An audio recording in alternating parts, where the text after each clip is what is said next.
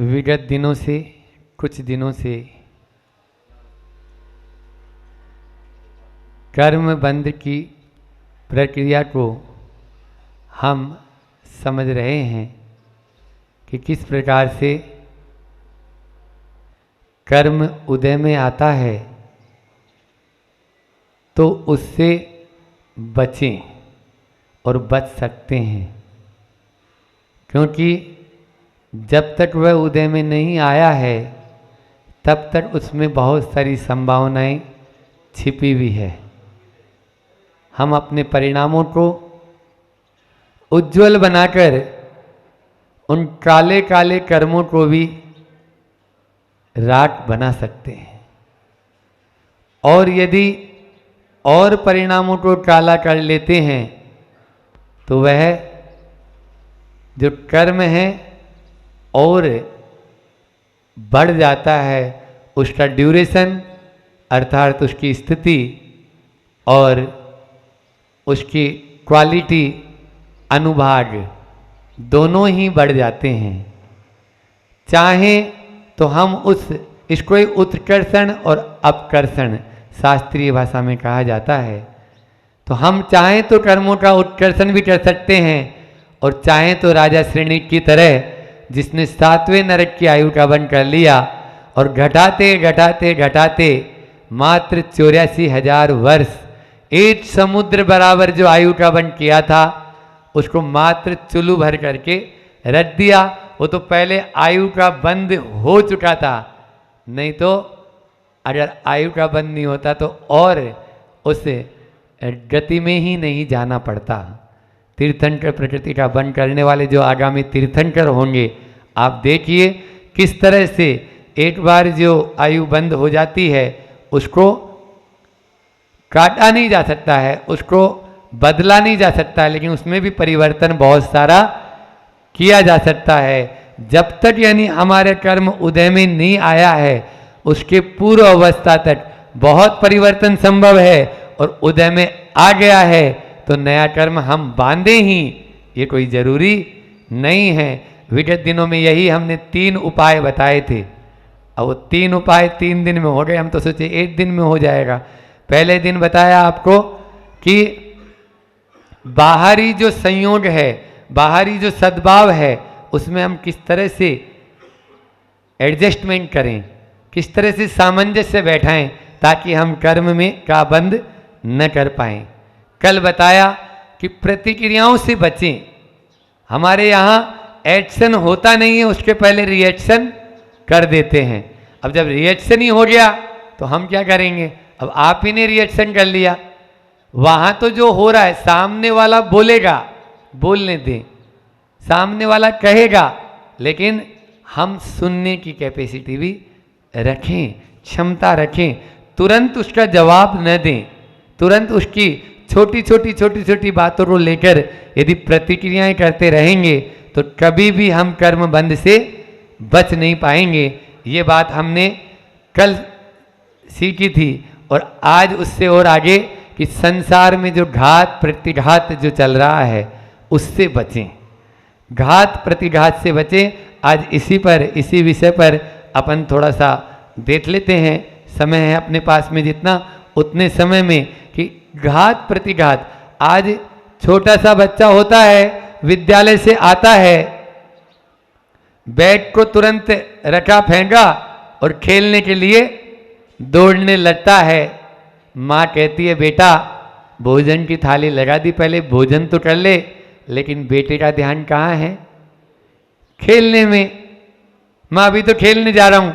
अच्छा कोई बात नहीं, तुम सुबह से कुछ नहीं खाया, थोड़ा दूध पी ले फिर चले जाना, अभी मुझे खेलना है। उसका ध्यान में बोले नहीं, दोनों में से एक काम तो करना होगा, या तो तुम भोजन कर या दूध पी। बेटा फिर माँ की बात मानकर काम करता है। इसी प्रकार से हम कोई भी कार्य करें, या तो वो शुभ कर्म होगा या वो अशुभ कर्म होगा, या तो शुभ का बंध होगा या अशुभ का बंध, दोनों में से एक तो होगा। और ये मान के चलें कि अशुभ कर्म की ओर हमारे पांव जल्दी बढ़ जाते हैं। शुभ कर्म की ओर लेट से बढ़ते हैं। आपने देखा हो, थोड़ी सी पानी गिर जाए, बरसात हो जाए, कीचड़ मच जाए, कीचड़ भी नहीं मचे, रोड पे पानी हुआ था, सबसे पहले मंदिर जाना बंद कर देते हैं। अब रहने दो, मंदिर क्या करें, भगवान तो होते ही हैं, कल देख ले हैं। और यदि गुटखा खाने वाला कोई आदमी हो तो कीचड़ के अंदर दुकान होगी, पांव के अंदर लथपथ हो जाएंगे, फिर भी शराब और दुकान की उस गुटखा की दुकान पे आदमी पहुंच जाएगा बरसते पानी में, उसको कोई शर्म नहीं आएगी। बोलो, होते हैं परिणाम? नहीं होते हैं, हो रहा है अशुभ की ओर।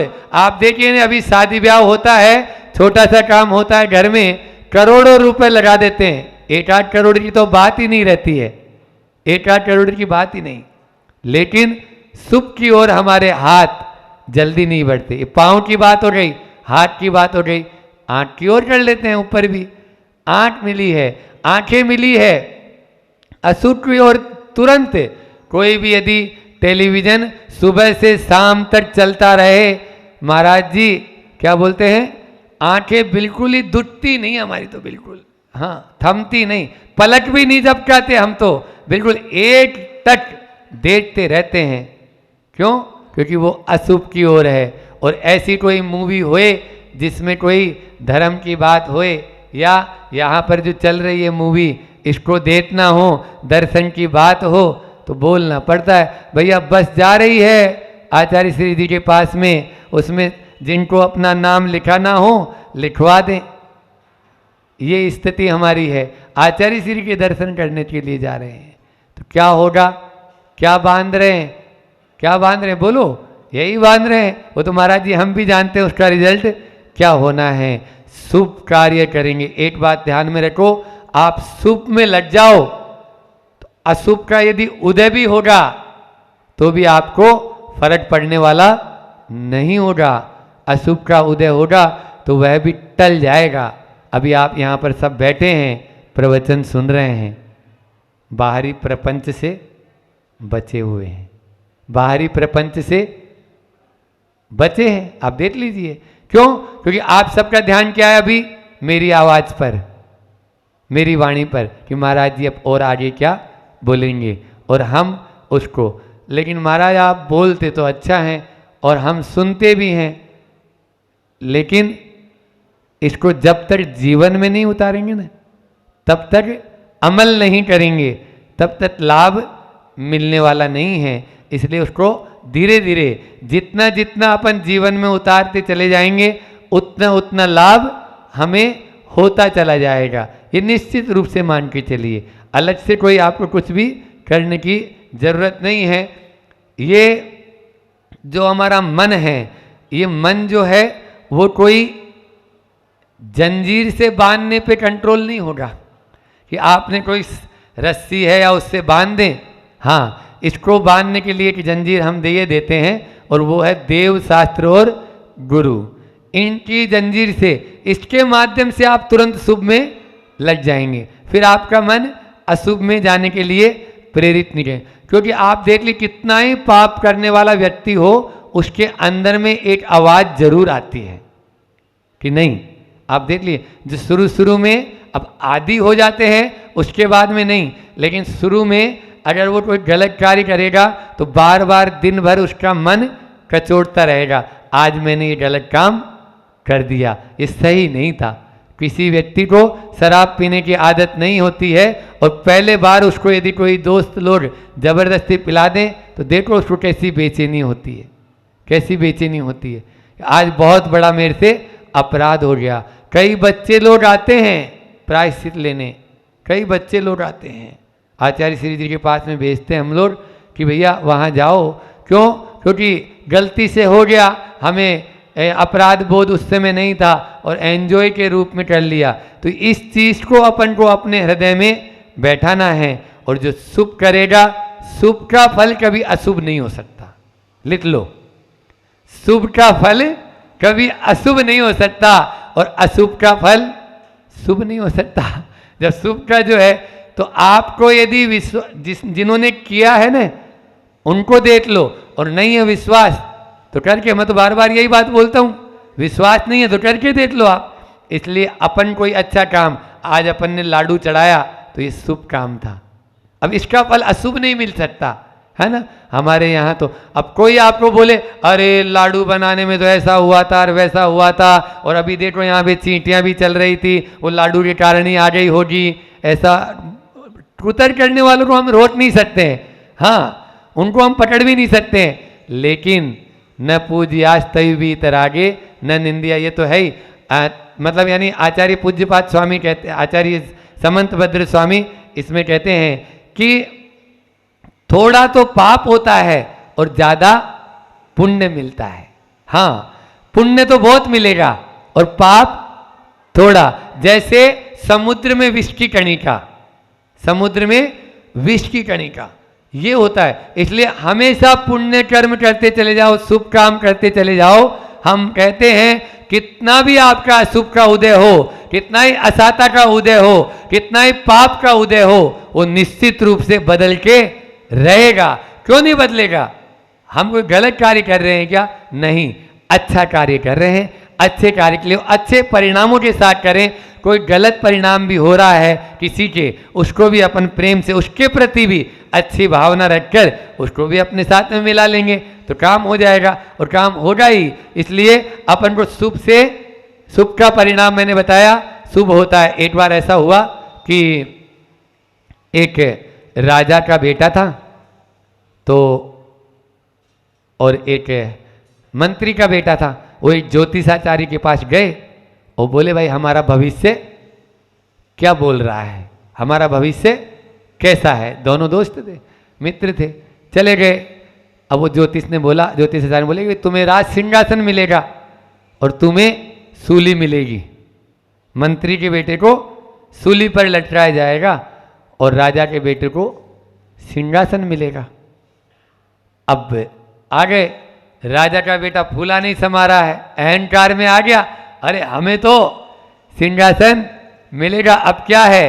और खूब ऐसो आराम और मतलब व्यसनों में लिप्त हो गए, पांव लड़खड़ाने लगे, ऐसे समझ लो आप। तो इसका मतलब आप लोग समझ ही गए होंगे, पांव लड़खड़ाने का मतलब तो समझते ही है ना कि पांव कब लड़खड़ाते हैं। तो बस दिन भर उसी में ही, अरबों खरबों की भी प्रॉपर्टी हो।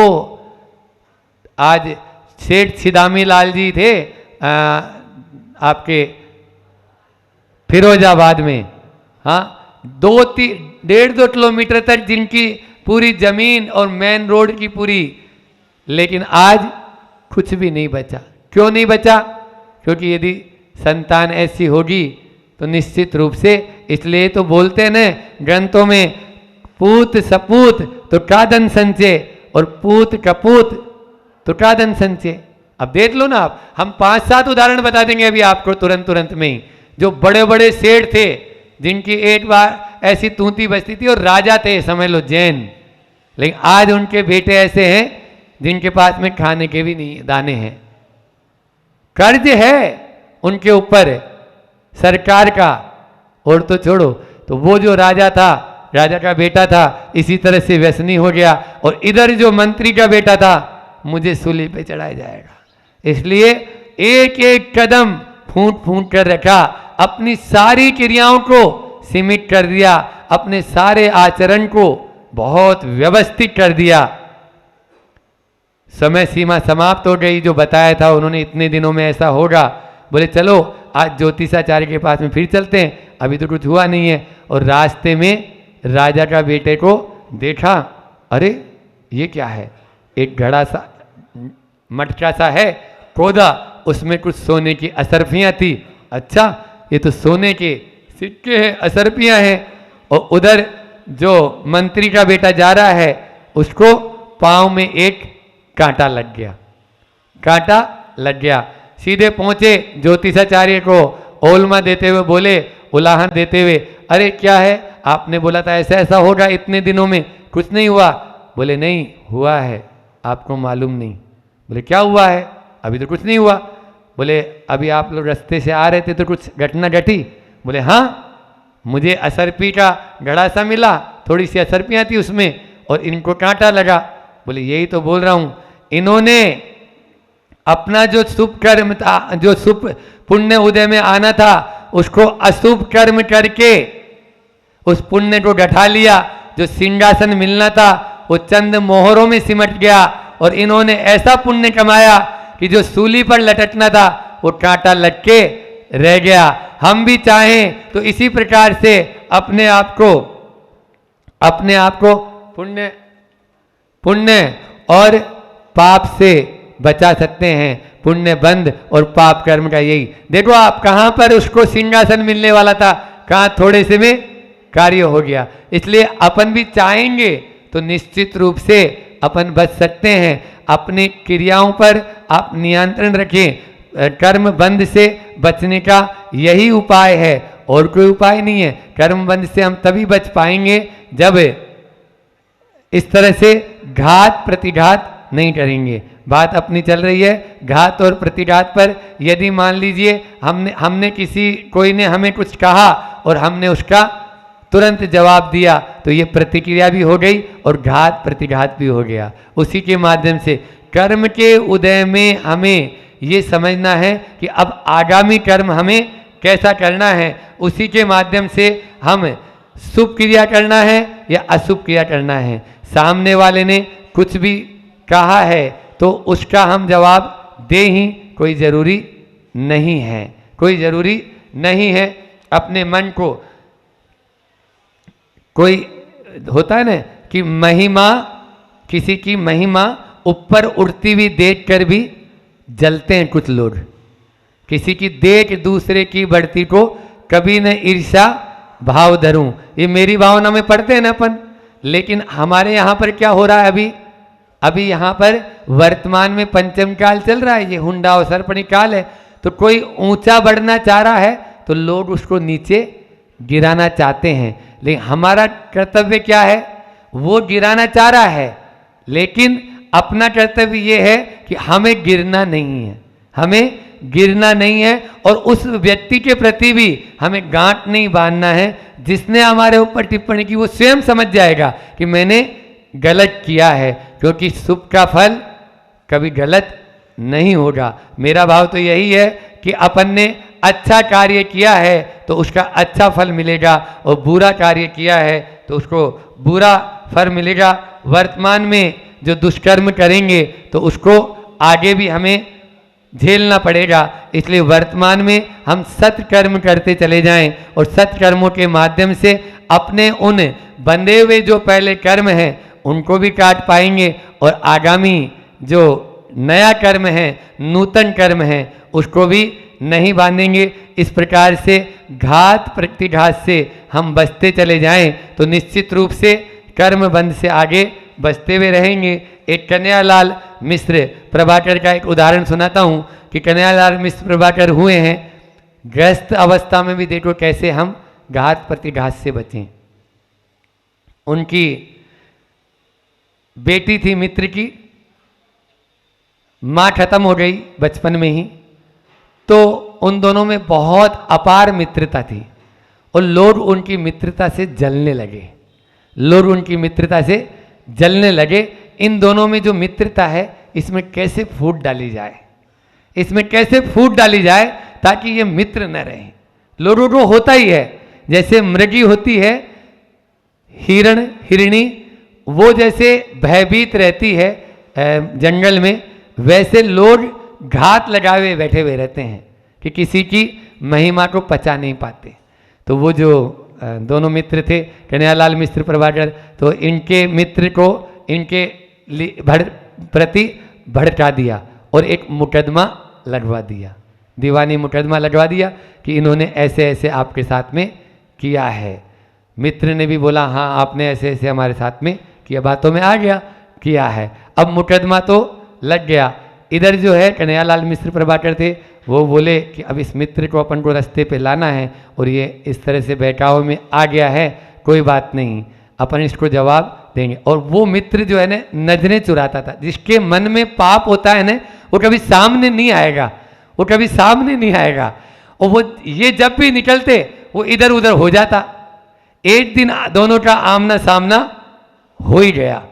अब ये कन्हैयालाल जी जो थे इन्होंने उसके कंधे पे हाथ रखा, भाई घबराते क्यों हो, केस मेरे ऊपर लगा है ना, केस तो मेरे ऊपर लगा है, कोई चिंता वाली बात नहीं है। जब अपन ने दोस्ती इतनी मिलके निभाई है तो दुश्मनी भी मिलके निभाएंगे, क्यों चिंता करते हो।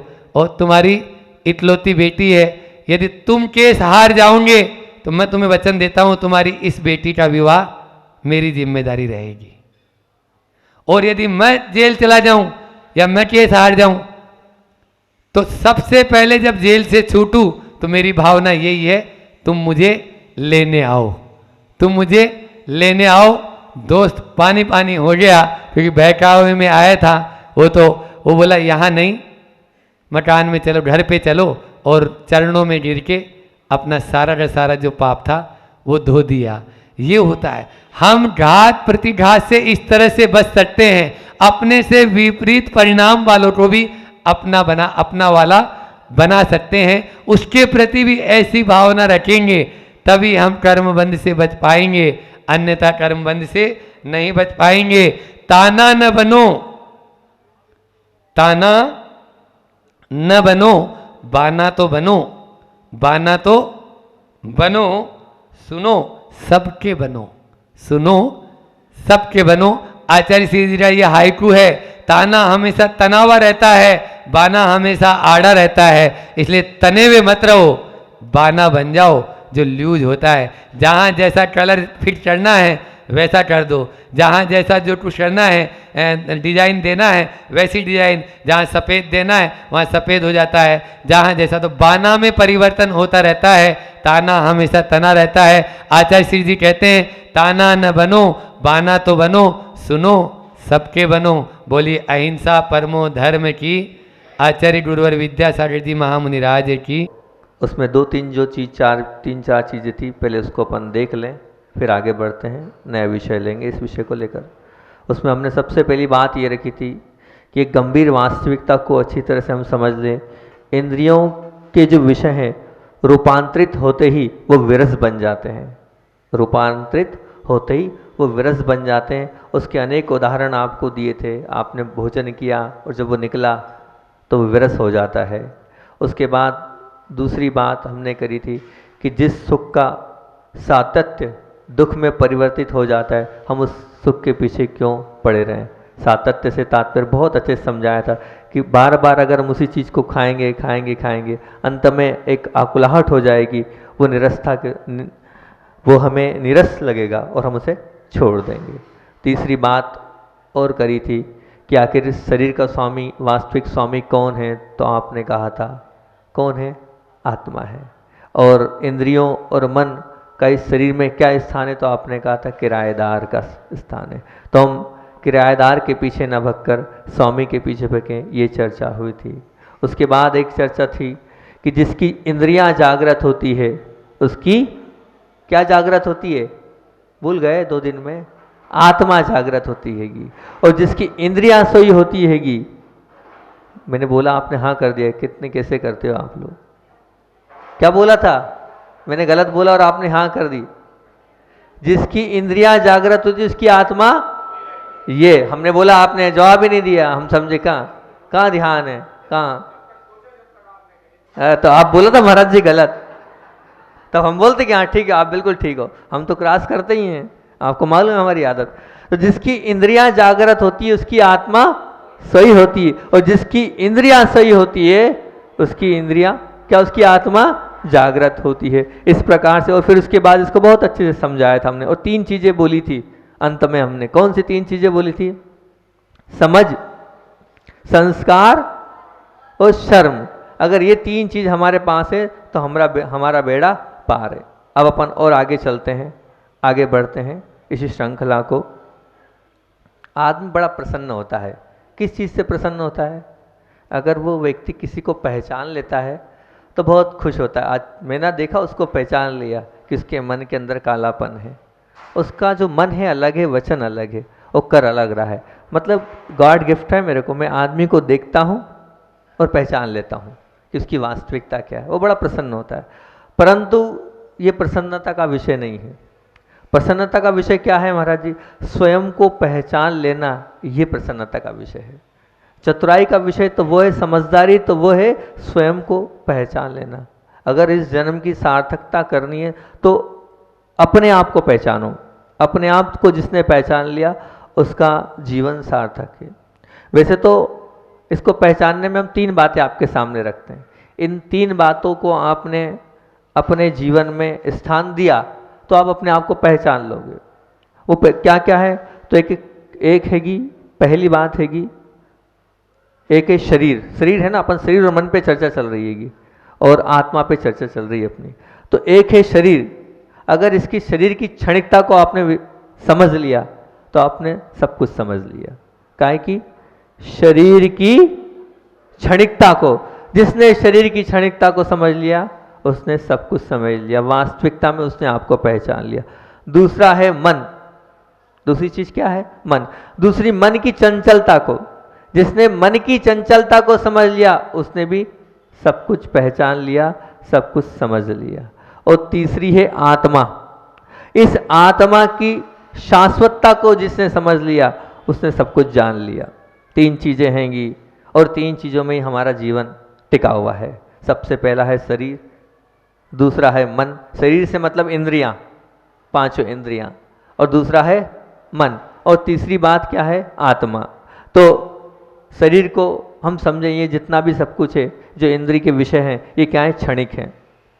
मन को समझे, मन कभी यहाँ कभी वहाँ कभी उधर कभी इधर होता है। मन की पहचान क्या है? तो मन चंचल है, चंचल बंदर की उपमा दी गई है उसको। और आत्मा, उसकी पहचान क्या है? तो आत्मा की पहचान शाश्वत है। आज यहाँ भी है, कल जहाँ जाओगे वहाँ भी रहेगी, और आने वाले परसों में भी वही आत्मा आपके साथ रहेगी। ये 3 चीज हैं, इन्हें हमें समझना है। जिस क्षण हमने इन तीनों को पहचान लिया, जान लिया, दूसरों को जानने से कोई मतलब नहीं है। अध्यक्ष जी खूब जान लो, दूसरों को कोई मतलब नहीं रहेगा। जानना किसको है? अपने आप को है। जिन्होंने अपने आप को जान लिया कि मैं कहाँ जा रहा हूँ, मेरी गति किस और हो रही है, मैं किधर भटक रहा हूँ और किधर बहक रहा हूँ, उसको जानो। सार्थकता तो अपने आप को जानने में है। और जिसने अपने आप को जाना अर्थात अपनी आत्मा को जाना, मतलब समझना उसकी आत्मा जागृत है। और जिस क्षण आपकी आत्मा जागृत होगी उसी समय आपको आंतरिक और आत्मिक सुख का अनुभव होना प्रारंभ हो जाएगा। जब तक आप अपने आप को नहीं जानोगे तब तक आत्मिक सुख को नहीं पहचान। आप अभी बाहर को जान रहे हो। जैसे मान लीजिए एक माला है, माला में मोती है, आप उस मोती की खूब प्रशंसा कर रहे हो कि मोती में बहुत सुंदर हैं, गोल हैं, चमक है और ऐसे हाथ में मुलायम से लग रहे हैं, मोती की माला बहुत सुंदर है, खूब उसकी आप संभाल कर रहे हो। परंतु बताओ वो मोती किसके आधार पर टिका हुआ है? धागा। आप धागे को क्यों भूल रहे हो? धागा है तो मोती है, धागा है तो मोती है। धागे के बिना मोती की कोई पहचान नहीं, कोई अस्तित्व नहीं, कुछ भी नहीं। पर हम धागे को नहीं देख रहे हैं। मकान खड़ा है तो नींव के बल पे खड़ा है, नींव नहीं तो कुछ नहीं है, मकान खड़ा रह सकता है? नहीं। इसी प्रकार हम शरीर और मन की तो खूब आरती उतार रहे हैं, इंद्रियों की और मन की तो खूब पूछ परख कर रहे हैं और उसके आगे पीछे घूम रहे हैं। और बताओ आत्मा को तो हम भूल ही रहे हैं। जिसके आधार पर सब कुछ है वो है आत्मा, उस आत्मा को भूल रहे हैं हम। और उस आत्मा के भूल के कारण ही हम भटक रहे हैं। अगर आत्मा की ओर पहुंच जाएंगे तो हमारी ये भटकन समाप्त हो जाएगी। एक और बात करता हूँ विशेष आपके जीवन में, क्योंकि इंद्रिय का विषय चल रहा है और लगभग मैं सोच रहा हूँ आज इसको अंत कर दूंगा। अगर हो गया तो आज अंत कर दूंगा, कल इसका उपसंहार करेंगे अपन पूरे 7 प्रवचन का। फिर एक बहुत अच्छा विषय लेने का मन बनाया है, लिखना भी चालू कर दिया हमने, 1 पेज तो उसमें लिख लिया है हमने, क्योंकि बहुत लोगों की मांग थी महाराज जी हम लोगों को क्रोध बहुत आता है, आप क्रोध पे कुछ बताओ जिससे हमारा क्रोध कंट्रोल हो। तो उस विषय पे मैंने 3 दिन पहले, 2 दिन से तो लिखा नहीं है, 3 दिन पहले से स्टार्ट कर दिया लिखना, उस पर चल रहा है, लिखना आवश्यक है। तो अभी तो अपन आज इसको पूरा करते हैं। हाँ, इनको सुनवाना वो प्रवचन, रुक जाए तो बहुत अच्छी बात है। हमारे राकेश भैया आए हैं तो धर्मपत्नी का इशारा हो रहा है, इनको बहुत क्रोध आता है। मैंने कहा हाँ उन्हीं के लिए कर रहे हैं हम, जितने प्रवचन हो जाएंगे अलग अलग विषय और अलग अलग चिंतन पे क्रोध को हम देंगे। आप सुन, यहाँ रुको तो बहुत अच्छी बात है, तो सुन लेना। तो एक और अब इसी विषय को अपन अंत कर रहे हैं।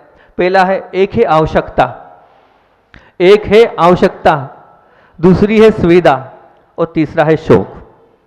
एक है आवश्यकता, दूसरी है सुविधा और तीसरा है शौक। आंख की कमजोरी है आपको, भैया ठीक है अब आँख की कमजोरी है, तो अब आँख कमजोर होगी तो आवश्यकता काय की है, तो भैया चश्मे की आवश्यकता है, आपको चश्मा जरूरी है, क्योंकि हमें उसके बिना तो चल नहीं पाएगा, तो चश्मा जरूरी। ये क्या है? आवश्यकता। अब मान लो अब उसमें भी आवश्यकता के बाद सुविधा क्या है? भाई छोटा हो जाए चश्मा, ज़्यादा भारी नहीं हो, व्यवस्थित रहे, हमारे जेब में आ जाए, ऐसा चश्मा रहे, ज़्यादा उसमें हमें ऐसी जो हमारे सुविधा से हमारे लिए उपयुक्त हो, वो हो गई सुविधा। चश्मा तो आवश्यकता है, अब उसको हमने इस प्रकार से छोटा अपने हिसाब से बनवाया, ये हो गई क्या? सुविधा। अब सुविधा के बाद तीसरी चीज़ है शौक। अब मान लो वो चश्मा तो है, लेकिन हम चाहते हैं सोने की फ्रेम। क्या चाहते हैं? गोल्ड की फ्रेम चाहिए। ये क्या है? शौक। ये क्या हो गया? शौक हो गया। काम चल सकता था, लेकिन नहीं, सोने की गोल्डन की फ्रेम होते हैं, सोने की फ्रेम में भी चश्मे होते हैं, हमने देखे हैं इसलिए बोल रहे हैं हम। सोने की घड़ी के पट्टे होते हैं, सोने की में घड़ी होती है। ये क्या है? ये शौक। क्यों? घड़ी का टाइम नहीं दिख रहा है क्या उसमें? नहीं, सोना का सब कुछ चाहिए। लाखों रुपए की घड़ी है, उसमें नग लगे, हीरे लगे, ये क्या है? शौक। ये चश्मा, उसमें भी हीरे वगैरह लगे हैं, सब कुछ आया है आजकल, देखा है हमने, ये क्या है? शौक। मान लीजिए भोजन शरीर की आवश्यकता है, अब उसके बिना आप नहीं चल सकते, हम भी नहीं चल सकते, इसलिए आपके यहाँ आना पड़ता है हमें और हाथ को फैलाना पड़ता है, अब वो आवश्यकता है हमारी। तो ये भोजन शरीर की आवश्यकता है। अब मान लो अस्वस्थ हो आप, पथ्य ले सकते हो, भैया नहीं आपका पेट खराब है, आप दूध मत लो, आप रबड़ी मत लो, ये सब क्या हो गया? उसके अनुसार आप लौकी की सब्जी लो, सिंपल आहार लो, खिचड़ी लो बीमार हो तो, ये हो गया पथ्य। ये पथ्य क्या हो गया? ये सुविधा है, क्योंकि वो सुविधा अगर हम नहीं देंगे तो शरीर हमारा और बिगड़ जाएगा। अब परंतु हमें रस मलाई चाहिए, हमें नमकीन चाहिए, हमें दूध चाहिए केसर वाला, मलाई वाला, पिस्ता वाला, बादाम वाला, तो ये क्या है? क्या है? ये शौक है। ये क्या है?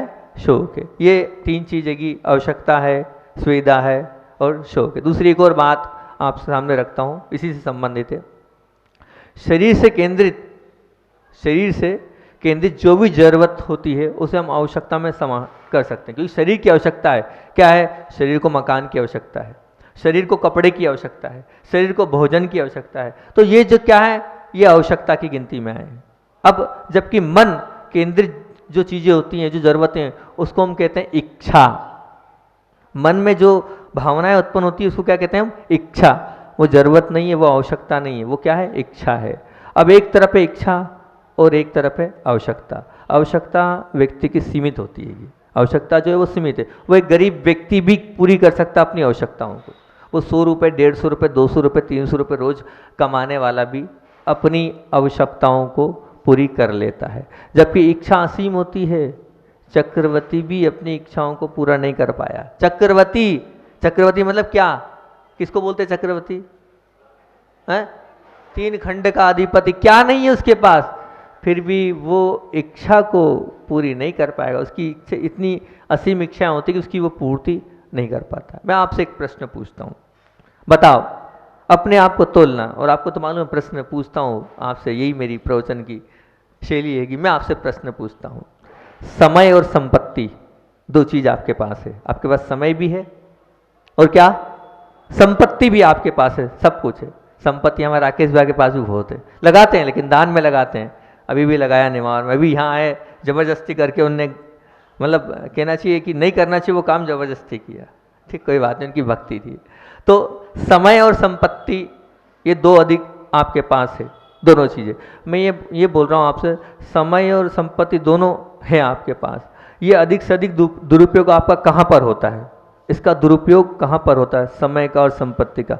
आवश्यकता के पीछे, इच्छा के पीछे या शौक के पीछे? आवश्यकता के पीछे, इच्छा के पीछे या शौक के पीछे? बोलो ना।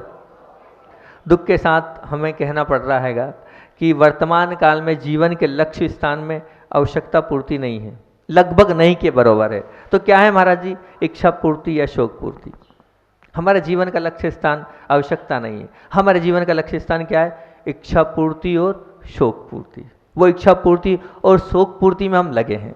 इसका परिणाम क्या होता है महाराज जी? तो इसका परिणाम आपको 3 परिणाम आपके सामने रखता हूं। इस इच्छा पूर्ति और इस शौक पूर्ति के पीछे क्या 3 परिणाम है? सब लोग ध्यान से सुनना। सबसे पहला, इस इच्छा पूर्ति और शौक पूर्ति हमें क्या जन्म देखती है, क्या देती है? तो वो गिफ्ट में देती है, मन तनावग्रस्त करती है ये इच्छा पूर्ति और शौक पूर्ति।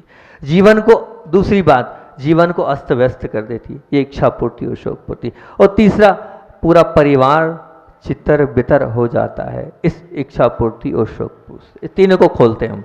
मन तनावग्रस्त क्यों होता है? आप देख लेना, आपके मन में इच्छाएं हैं, मुझे ये चाहिए, मुझे गाड़ी चाहिए, मुझे बंगला चाहिए, मुझे ये चाहिए। अब जब तक वो नहीं मिलता है आपका मन तनावग्रस्त ही रहता है, आपके मन में आकुलता ही रहती है, आपके मन में वो आद्रो ध्यान है और उसी में आप लगे रहते हैं। जब तक नहीं मिलता तब तक मन संतुष्ट नहीं होता, मूड सेट नहीं अपसेट रहता है जब तक आपको आपकी मन की इच्छाएं पूरी नहीं होती। जो आचार्य श्री की भावना उत्कृष्टता की रहती है उसको पकड़ना। आचार्य श्री ने कहा, देश काल के कारण स्वतंत्र विचरण करने वाले यह पशु भी इस पंचम काल की महिमा है। वनराज जो कहलाते हैं वो भी आज भवन में रह रहे हैं, किसी विडम्बना है। इनकी तो विडम्बना है ही, लेकिन हमें बड़ा कष्ट है, हमें बड़ा दुख है कि हम भी सिंह वृत्ति करने वाले इनके जैसे थे, लेकिन इस पंचम काल में हम अपने शरीर की प्रतिकूलताओं के कारण और अपने शरीर को अनुकूल नहीं मानकर हम भी वन में तपस्या नहीं कर पा रहे हैं और यहाँ पर हमें भी वन की जगह भवन में निवास करना पड़ रहा है। मतलब आचार्य श्री को उस वक्त इतना दुख हो रहा था उन शेरों को देख के नहीं, अपने आप को, कि हमें रहना तो जंगल में चाहिए, लेकिन हम जंगल में नहीं रह रहे हैं और हम कहाँ रह रहे हैं? भवनों में रह रहे हैं। मतलब इतने गुरुदेव की ये उसके पीछे ये भावना थी, वो रह तो रहे हैं कहाँ पर? भवन में, लेकिन चिंतन क्या था? भवन में रहकर भी वो वन में रहने की चाह रख रहे थे और सबको बोला था कि देखो ये चिंतन करो, कब वो दिन आए कि हम भी वनों में विहार करें और इसी उत्कृष्टचर्या का पालन करें। तो हमेशा उत्कृष्टता को बनाए रखने के उनके भाव बने रहते हैं और हम इसीलिए आचार्य भगवंत हमेशा अपने जो चतुर्मास हैं उन्होंने प्राय देखा होगा कहाँ किए हैं? तीर्थ क्षेत्रों में किए हैं।